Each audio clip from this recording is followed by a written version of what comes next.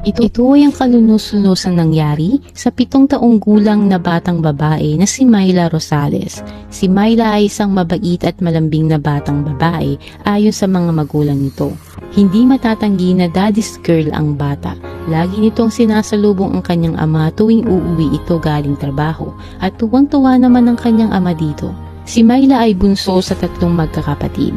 Ayon sa mga magulang nito ay pinagbubutihan nito ang kanyang pag-aaral kahit bata pa dahil madami itong pangarap sa buhay na lubos namang kinatuwa ng kanyang mga magulang. Noong September 6, 2014 ay sinalubong ni Myla ang kanyang ama nang umuwi galing trabaho. Nakaugalian na ng bata na gawin ito at nagpaalam ito sa kanyang ama na maglalaro lamang sa labas ng kanilang bahay. Panatag ang magulang ng bata na hayaang maglaro ito sa labas dahil halos lahat ng kanilang kapitbahay ay kakilala ng mga ito. Kaya kahit gabi ay hinahayaan nila itong maglaro. Ngunit alas 7 na ng gabi ay hindi pa din nauwi si Myla kaya nagpasya ang tatay nito na tawagin na ang bata. Ngunit hindi nila makita ang bata sa kanilang lugar at pinagtanong-tanong na din niya ito sa kanilang mga kapitbahay ngunit walang nakapansin dito. Ayon sa mga kalaro ng bata ay nagpaalam na daw ito na uuwi. Muling sinuwid ng pamilya ang kanilang barangay. Nagtungo din sila sa mga kalapit na barangay upang ipagtanong ang kanilang anak. Ngunit hindi pa din nila ito nakita. Hindi natulog ang mag-anak sa kahahanap sa bata at nagpasyang humingi ng tulong sa mga pulis. Kinaumagahan ay may na-receive na report ang mga pulis na may isang batang babae ang natagpo ang duguan at wala ng buhay sa isang abandonadong kubo. Agad pinuntahan ng mga pulis ang lugar ng krimen at nakita nila ang bata na walang pang ibabang damit at puno ng saksak sa katawan. Pinuntahan ng mga pulis ang pamilya ni Myla upang ipa-identify kung ang nakitang katawan ay ang kanilang anak. Parang gumuho ang mundo ng ama at ina ng bata nang makita ang kalunos-lunos na nangyari sa kanilang 7 taong gulang na anak. Lumabas ang autopsy report ng bata at napag-alaman na ito ay ginahasa at hindi lang isang klase ng similya ang nakita sa katawan nito at posibleng humigit sa 2 ang gumamit dito.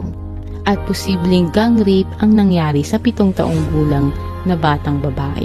Makikita din sa report na may 20 saksak na natamo ito sa iba't ibang parte ng kanyang katawan.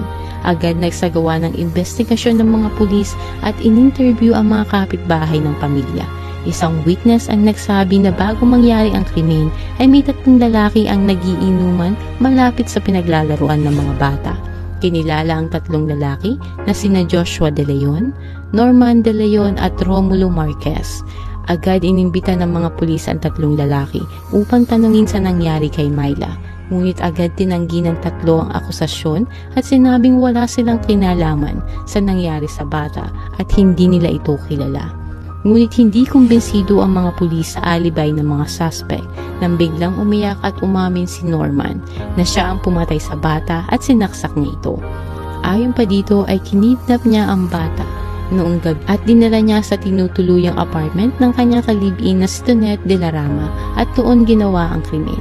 Ayon pa dito ay tanda niyang sinaksak niya ang bata ng madaming beses, ngunit hindi niya maalala kung ginahasa niya ito dahil 3 araw na siyang hindi natutulog at lulong sa pinagbabawal na gamot.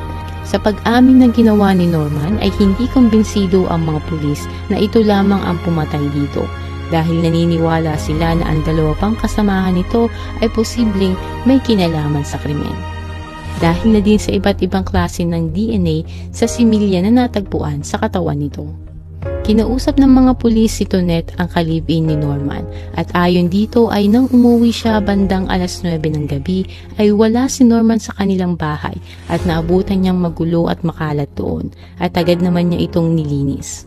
Ayon pa sa mga pulis ay makikita ang mga bahid ng dugo sa upuan at sa gilid ng sahig ng bahay. Agad sinampahan ng kasong murder, rape at child abuse ang mga suspect na tinatayang mahahatulan ng habang buhay na pagkakabilanggo dahil sa ginawa nila sa 7 taong gulang na si Myla.